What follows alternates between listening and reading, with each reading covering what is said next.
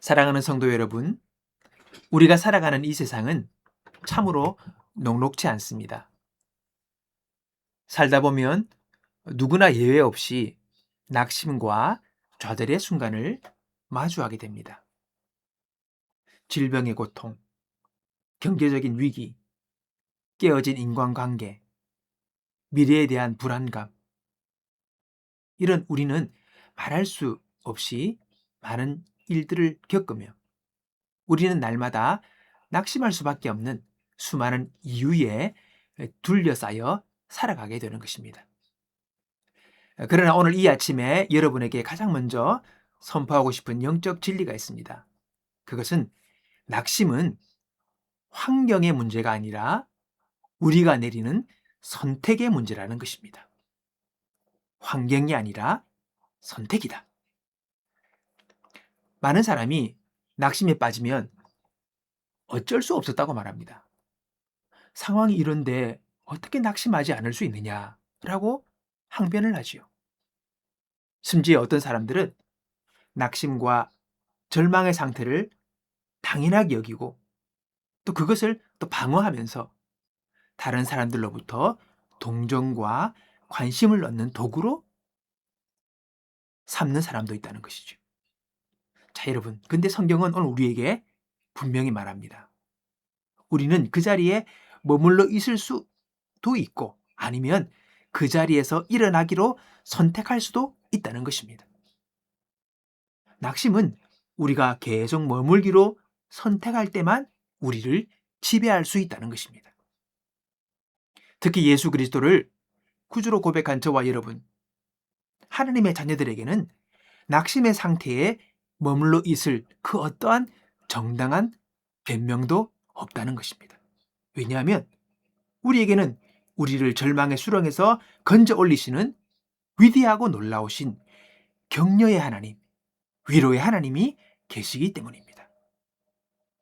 자, 오늘 말씀 우리 함께 살펴보면서 우리 가운데 절망이 아니라 소망으로, 믿음으로 승리하는 우리의 삶이 될 수 있기를 우리가 생각해 보기 원합니다. 오늘 본문에 로마서 15장의 4절과 5절을 보면 바울이 이렇게 고백합니다. 무엇이든지 전에 기록한 것은 우리에게 교훈을 주려고 한 것이며 성경이 주는 인내와 위로로서 우리로 하여금 소망을 가지게 하려고 한 것입니다.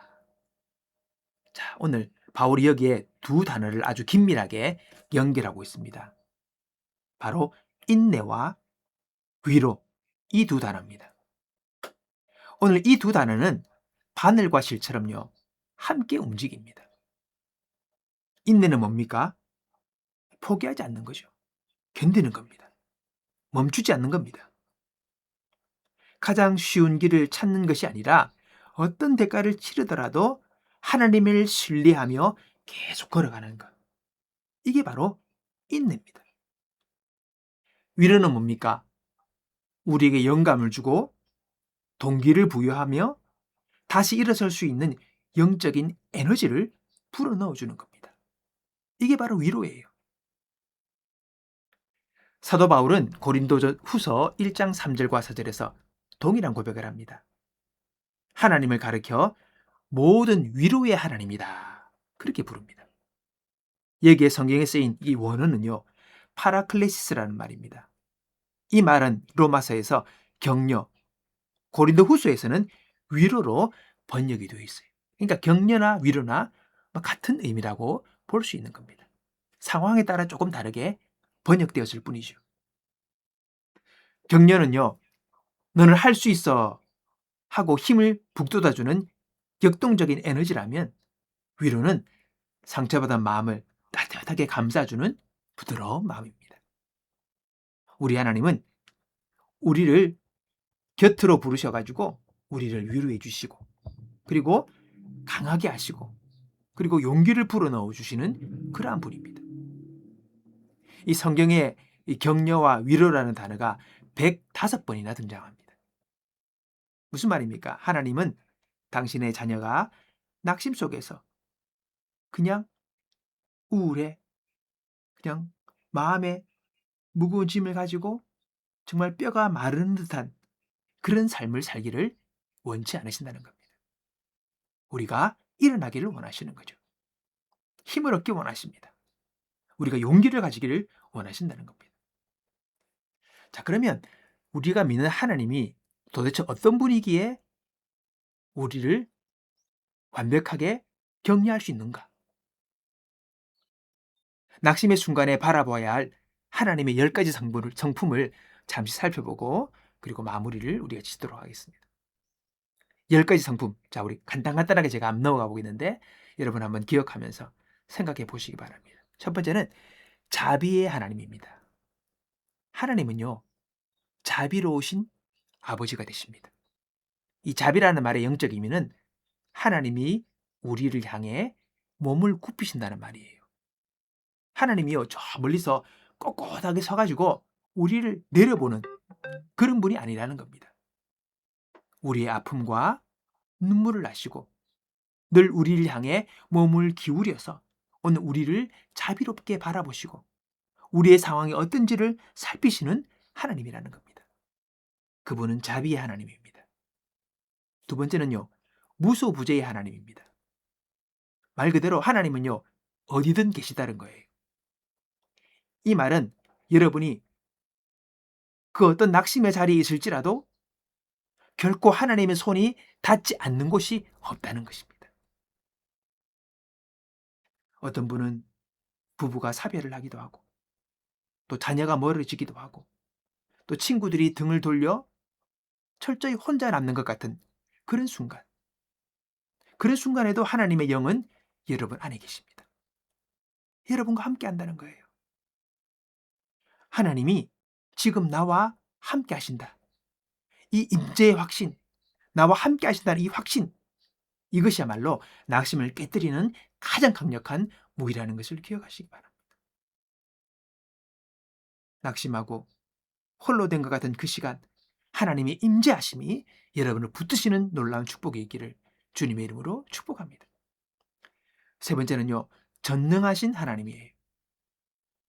우리 하나님은 모든 권세를 가진 전능한 분이십니다. 오늘 우리가 겪는 문제가 아무리 태산같이 커 보여도 내가 겪고 있는 이 어려움이 정말 태산같이 커 보여도 우주 만물을 다스리시는 하나님의 능력보다 클 수가 없습니다. 능력이 많으신 그 하나님께서 오늘 내 편 되셔서 오늘 나를 도우신다는데 왜 우리가 낙심의 그 지하 감옥에 갇혀 있어야겠습니까? 우리 하나님은 없는 것을 있는 것처럼 부르시고 죽은 자도 살리시는 분이라고 우리에게 말씀하십니다. 오늘 전능하신 하나님께 우리의 소망을 둘 수 있기를 바랍니다. 네 번째는 전지하신 하나님입니다. 말 그대로 하나님은요, 다 안다는 거예요. 그분을 아세요. 모든 것을. 우리는 종종 그럽니다. 야, 어떻게 해야 할지를 모르겠다. 답이 없네. 어떻게 해야 되지? 막막해. 그러면서 우리가 낙심할 때가 있어요. 실제로 그런 일들을 겪잖아요. 우리의 지혜로는, 나의 능력으로는 뭔가 돌파구가 보이지 않아요. 그러나 하나님은 여러분의 상황, 여러분이 낙심하게 된 원인, 그리고 그곳에서 빠져나올 완벽한 탈출구까지 이미 다 아십니다. 아신다는 겁니다. 그 무한한 지혜가 오늘 성령을 통해 오늘 우리 안에 계십니다. 오늘 하나님께서, 성령 하나님께서, 여러분의 마음에 계신 성령께서 우리에게 지혜를 주셨고 우리에게 분별력을 주셔서 우리를 인도하실 것을 믿습니다. 다섯 번째는 은혜의 하나님입니다. 우리가 낙심하게 되는 여러 이유 중에 큰 이유가 바로 그것입니다. 자신의 죄와 실패 때문입니다. 내가 잘못을 행하고 또 내가 뭘 하다가 실패했어요. 그럼 우리는 낙심합니다. 야, 내가 또 넘어졌구나. 나는 자격이 없어. 난 뭘 해도 안 되네. 뭐 이런 생각을 하게 되는 거죠. 그러면서 낙심하는 겁니다. 근데 하나님은요, 은혜의 하나님입니다. 요한일서 1장 9절 보면 우리가 죄를 자백하면 그는 미쁘시고 의로우사 우리 죄를 사하시며 모든 불의에서 우리를 깨끗하게 하십니다. 여러분, 우리가 완벽하지 못할 것을 우리 주님은 아십니다. 우리 연약함을 아십니다. 그러기에 그분은 끊임없이 우리를 용서하시고 다시 이렇게 세워주십니다. 우리가 때로는 하나님 앞에서 징계를 받기도 하죠. 왜? 우리가 고집을 부리고 교만하게 곁길로 막 고집 부리며 나아가는 거죠. 그러면 안 된다라고 하면서 우리를 막으시는 거예요. 근데 그때 우리가 하나님께서 징계의 매를 드실 때에 이조차도 우리가 잘못된 길로 가다가 인생을 망치지 않게 하시려는 격려의 또 다른 모습이라는 겁니다. 너 그렇게 가다가는 그냥 답이 없는 거야. 끝이야. 벼랑 끝이야. 너 그렇게 가면 안 돼. 라고 하면서 우리에게 때로는 매를 드시기도 하는 거죠. 그러나 그것도 우리를 살리시고 우리를 위하신 하나님의 손길이라는 것을 여러분이 기억하시기 바랍니다. 여러분, 우리의 실패, 우리의 죄 때문에 오늘 내가 넘어지고 낙심하고 절망 가운데 있을지라도, 그러나 오늘 주님께서는 또 우리를 용서하시는 분이라는 것을 기억하십시오. 그분은 우리에게 은혜를 베푸시고 다시 우리를 세우신다는 것을 기억하시기 바랍니다. 또 여섯 번째, 오래 참으시는 하나님입니다. 하나님은 우리에 대해서 오래 참으십니다. 베드로후서 3장 9절에 보면 주께서 우리를 대하여 오래 참으신다고 말합니다. 만약 하나님이 성질이 급하신 분이라면, 또 그리고 엄하고 매서운 분이라면 우리가 두세 번 만에 순종하지 않으면 어떻게 됩니까? 벌써 우리는 끝났겠죠. 예, 박살이 나는 겁니다. 우리가 실수할 때마다, 우리가 죄를 지을 때마다, 우리가 나쁜 일을 할 때마다 막 그냥 못 참고 그냥 매를 드셨다면 아마 우리는 나만 할 사람이 없는 거죠. 그런데 하나님은요, 우리가 깨닫고 돌아올 때까지 기다려 주신다는 거예요. 기다려 주시고 또 기다려 주시는 거예요.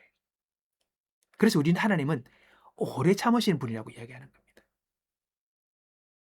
우리가 오늘도 주님의 오래 참으심이 또 우리를 기다리고 있는 거예요. 우리를 참으시고 우리를 향하여 오래오래 인내하시는 그 하나님께서 우리가 돌아오고 우리가 깨닫고 우리가 새롭게 되기를 주님은 기다리고 기다리고 기다리신다는 것입니다. 오늘 우리를 향하여 인내하시는, 참아주시는 그 하나님의 그 참아주심을 우리가 알고 깨닫게 되기를 바랍니다. 일곱 번째는요, 지혜의 하나님입니다. 로마서 11장 30절에 깊도다 하나님의 풍성함과 지혜와 지식이며 그의 판단은 헤아리지 못할 것이고 그의 길은 찾지 못할 것이다. 그렇게 고백합니다. 하나님의 지혜의 바다, 그 하나님의 지혜는 이 바다보다 깊어요. 너무너무 깊어요. 우리 인생의 모든 굽의 길마다 무엇이 우리에게 가장 좋은지를 정확히 아시고 주님은 결정해 주십니다. 우리는 잘 몰라고, 우리는 우둔하고 우리의 지식과 지혜가 너무 짧지만은 하나님은 그 지혜가 풍성하신 분이십니다. 그래서 그 하나님의 풍성하신 지혜로 오늘도 우리를 인도하시는 거예요. 우리는 하나님의 뜻을 다 헤아리지 못해요. 그래서 우리는 우리의 관점으로, 우리의 생각으로, 우리의 한계 속에서 판단하고 우리는 때로는 그것 때문에 슬퍼하고 절망하고 또는 분노하기도 하고 여러 일들을 하지만, 그러나 우리 하나님의 지혜는 우리보다 훨씬 더 깊으시고 넓으시고 높으십니다. 사람도 그래요. 어린 애들은 생각하는 게 짧잖아요. 그래서 어떤 일에 대해서 걱정하거나 또는 무서워하거나 또는 염려하면 어른된 입장에서 그 애를 보면 그거 별일도 아닌데 그렇게 걱정하잖아요. 어른들은 애들보다 훨씬 더 지혜롭고 인생을 많이 살아왔기 때문에 보이는 게 있는 거예요. 그러나 애들은 아직 모르잖아요. 마찬가지로 하나님과 우리 차이가 그런 겁니다. 우리의 지혜와 우리의 알미, 우리의 해안이 너무 좋아요. 그러나 하나님은 더 크고 넓으신 깊으신 지혜로 오늘 우리의 삶을 바라보시면서 이끄시는 거죠. 오늘 우리는 하나님의 그 지혜를 신뢰하고 하나님의 그 지혜를 구하는 우리들이 되기를 바라는 것입니다. 8번째, 하나님은 신실하신 하나님입니다. 영어로 번역하면 faithful God, 그러니까 믿음이 넘치는 정말 믿을 만한 분, 그분이 바로 우리 하나님이라는 거예요. 디모데후서 2장 13절에 보면 우리는 신실하지 못할지라도 주님은 항상 신실하시니 자기를 부인할 수 없다, 그렇게 말합니다. 이래 우리는요, 사람은 그래요. 믿을 만하지 못해요. 왜요? 사람이라는 존재가 완벽하지 못하거든요. 그래서 사람을 신뢰한다는 것이 어떨 때는 우리에게 좌절과 절망을 줍니다. 왜? 사람이 신실하지 못하니까. 믿었는데 배신하는 거죠. 믿었는데 약속을 못 지켜요. 그게 바로 사람이에요. 근데 우리 하나님은요, 신실하신 분입니다. 그가 말하신 말씀은 지키시는 분이고, 그는 우리에 향하여서 항상 변함이 없이 신실함을 지키실 수 있는 그런 분이라는 것입니다. 우리는요, 하나님을 향한 믿음을 잃어버리고 흔들 때가 있어요. 우리가 연약하기 때문에 그래요. 그런데 하나님은 결코 변하지 아니하시고 우리에게 약속한 바를 신실하게 지키시는 분이기 때문에 우리가 믿음의 근거가 뭡니까? 성경의 말씀이에요. 하나님이 약속의 말씀을 우리가 붙들고 나가는 거죠. 그럴 때 하나님은 그분의 신실하심을 지키시기에 그 말씀을 붙들고 나가는 우리를 향해요, 그 약속의 말씀을 지키시는 거죠. 오늘 여러분, 우리의 삶의 구비구비마다 하나님의 약속의 말씀을 붙들고 그 말씀을 의지함으로 말미암아 그 약속을 지키시는 하나님의 응답과 하나님의 역사를 경험하는 저와 여러분 되시기를 주의 이름으로 축복합니다. 9번째는요, 선하신 하나님이에요. 영어로는요, good God. 그분은 좋으신 분이고 그분은 선하신 분이에요. 시편 106편에 보니까 여호와께 감사하라, 그는 선하시며. 우리 하나님은 선하신 분입니다. 우리는 인생에 고난이 찾아오면 이게 어떻게 선한 일이냐, 그렇게 우리는 원망합니다. 이게 뭐 좋은 거야? 라고 우리는 원망하죠. 하지만 하나님의 선의 기준은 우리의 기준과 달라요. 창조 때 모든 것을 주님께서 지으시고 난 다음에 보기에 심히 좋았더라 하셨던 것처럼 때로는 우리가 눈물과 시련의 터널을 통과하게 하셔서 결국 우리 인생의 가장 아름답고 선한 열매를 맺게 하신다는 거죠. 어떻게 이게 선한 일이야? 그러나 선하게 되어지는 겁니다. 어떻게 이게 좋은 일을 할 수 있어? 근데 여러분, 이것이 결국은 합력하여 선을 이루는 거예요. 우리가 알고 있는 고전의 이야기가 있죠. 인생사 세옹지마. 여러분, 그래요. 안 믿는 사람들도 그렇게 얘기합니다. 좋은 줄 알았는데 안 좋은 일이고, 안 좋은 줄 알았는데 또 좋은 일이야. 여러분, 인생이 그런 거예요. 오늘 내가 겪는 일들이 이게 뭐 좋은 일이야? 이게 왜 좋은 일이 될 수 있어? 그러나 여러분, 하나님은 이것들을 다 선하게 만드시는 거예요. 우리 성경에도 하나님은 모든 것을 합력하여서 선을 이루시는 거예요. 오늘 나의 아픔, 오늘 나의 실패, 오늘 나의 괴로움이 그것으로 끝나는 것이 아니라 그것을 하나님께서 아름답게 다듬으셔서 결국은 선하게 만드신다는 것을 믿으시기 바랍니다. 그러므로 하나님을 신뢰하십시오. 그분을 의지하십시오. 오늘의 일들로 말미암아 절망하거나 좌절로 끝나는 것이 아니라 이것을 합력하여 종국은 선을 이루실 그 주님을 기대하는 저와 여러분이 되시기를 바랍니다. 마지막 10번째, 변치 않으시는 하나님입니다. Unchanging God. 우리 하나님은요, 변하지 않아요. 말라기 3장 6절을 보면 하나님은 선언합니다. 나 여호와는 변하지 아니하나니. 하나님은 안 바뀌어요. 늘 동일하세요. 그래서 우리 하나님은요, 아브라함의 하나님, 또 요셉의 하나님, 다윗의 하나님, 바울의 하나님, 곧 또 나의 하나님입니다. 그분은 옛적부터 지금까지 동일하게 그분은 변하지 않게 그분의 백성과 그분의 자녀들을 인도하시고 이끄시는 하나님이십니다.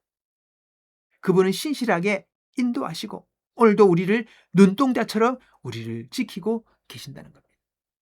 오늘 여러분, 예수 그리스도는 어제나 오늘도 영원토록 변함이 없다. 오늘 성경에 기록된 그 하나님의 선하심과 위로하심과 능력과 지혜와 돌보심과 사랑이 오늘도 변함없이 우리와 함께 하신다는 것을 기억하시면서 변치 않는 그 하나님을 향해 우리가 믿음을 가지고 나갈 수 있게 되기를 바라는 것입니다. 자, 그럼 이 하나님께서 우리를 어떻게 격려하시는가? 이 네 가지를 이야기하고 말씀을 맺겠습니다. 첫 번째로 하나님은요, 말씀으로 격려하십니다. 인생의 중대한 결정을 앞두고 낙심이 있습니까? 여러분, 말씀 앞으로 가십시오. 잠언 3장과 5절 6절에 너는 마음을 다하여 여호와를 의뢰하고 내 명철을 의지하지 말라. 너는 범사에 그를 인정하라. 그리하면 내 길을 지도하시리라. 두려움이 올 때 여호수아 1장 9절을 붙잡으십시오. 강하고 담대하라. 두려워하지 말며 놀라지 말라. 내가 어디로 가든지 내 하나님 여호와가 너와 함께 하느니라. 여러분, 하나님의 그 말씀으로 우리 영혼에 새 힘을 부어 넣어 주십니다. 말씀을 듣고 말씀을 읽고 말씀을 볼 때에 그 말씀이 우리를 오늘도 격려하셔서 우리를 일어서게 하는 것입니다. 하나님의 말씀이 여러분의 심령을 붙드시기를 주의 이름으로 축원합니다. 두 번째는 기도로 우리를 격려하십니다. 어떤 분들은 이렇게 얘기합니다. 목사님, 저는 너무 지쳐서 어떻게 기도해야 할지도 모르겠어요. 그렇게 말하는 분 계십니까? 여러분, 기도는요, 길고 거창할 필요 없습니다. 한 번씩 교회에서 대표 기도하시는 분들의 기도를 들어보면 아주 거창하게 미사여구를 써가지고 아주 아름답게 유창히 막 그렇게 기도를 합니다. 근데 여러분, 그렇게 기도해야 하나님이 들으시는 게 아닙니다. 기도는 짧고 간단해도 충분합니다. 예를 들어, 예수님, 저를 도와주세요. 이 한마디도 여러분, 훌륭한 기도가 될 수 있습니다. 찰스 스윈돌이라는 목사님이 계십니다. 그분의 손녀의 이야기예요. 그 손녀가 7살쯤 되는, 그러니까 아주 어리죠. 미국 나이로 7살이니까 우리나라 뭐 초등학교 이제 갓 입학한 그런 나이쯤 되겠네요. 어릴 때 그 아이와 그 가족이 함께 서부의 한 목장에 간 적이 있었습니다. 함께 이 말을 타는데 손녀도 말을 탔어요. 그래서 다 말을 다 타고 이제 같이 함께 걷고 있었어요. 근데 손녀가 탄 말이 갑자기 무리를 이탈해 가지고 거치게 질주를 하기 시작한 겁니다. 말이 놀랐는지 뭐 어쨌든지 갑자기 그 말이 막 거칠게 막 달리는 거예요. 아니, 꼬맹이가 탄 그 말이 달리니까 얼마나 위험합니까? 큰일 났잖아요. 이 말을 제어해야 되는 거예요. 온 가족이 가슴을 졸이면서 쫓아갔어요. 그래 가지고 겨우 말을 멈춰 세웠답니다. 나중에 손녀에게 목사님이 물었대요. 얘야, 그때 마음이 어땠니? 무슨 생각을 했니? 그게 물었대요. 그러니까 아이가 그렇게 얘기를 하더랍니다. 할아버지, 너무 무서워서 눈을 감고 계속 기도했어요. 예수님 도와주세요. 예수님 도와주세요. 예수님 도와주세요. 그렇게 말고삐를 잡고 그냥 눈을 감고 그냥 그렇게 아무 생각 없이 그냥 기도했다는 거예요. Jesus, help me, help me. 그렇게 반복하면서 하나님께 기도했다는 겁니다. 근데요, 그랬더니요, 정말 말이 멈췄어요. 그렇게 손녀가 고백을 하더라는 겁니다. 성도 여러분, 이것이 기도의 힘입니다. 미사여구 길게 복잡하게 필요 없습니다. 낙심의 수렁에서 예수님 도와주세요. 하나님 아버지 도와주세요. 그렇게 부르짖을 때 전능하시고 전지하신 하나님이 그 기도를 들으시고 평강으로 우리의 마음을 위로하고 격려하신다는 겁니다. 우리에게 지혜를 주시고 우리에게 소망을 주시고 용기를 주셔서 이 낙심과 절망의 구스렁에서 우리를 건지심을 여러분 믿으시기 바랍니다. 세 번째는요, 우리를 향한 계획으로 우리를 격려하시는 거예요. 여러분, 낙심하면요, 소망이 사라지게 됩니다. 앞이 보이지 않아요. 우리가 잘 알고 있는 예레미야서 29장 11절의 말씀입니다. 여호와의 말씀이니라. 너희를 향한 나의 생각을 내가 아는데 평안이요 재앙이 아니니라. 너희에게 미래와 희망을 주는 것이다. 여러분, 내 인생은 이미 늦었고 끝났다고 생각하면서 낙심하지 마십시오. 숨을 쉬고 있는 한 늦지 않았습니다. 기회가 있습니다. 하나님은 여러분을 향한 완벽한 계획을 가지고 계십니다.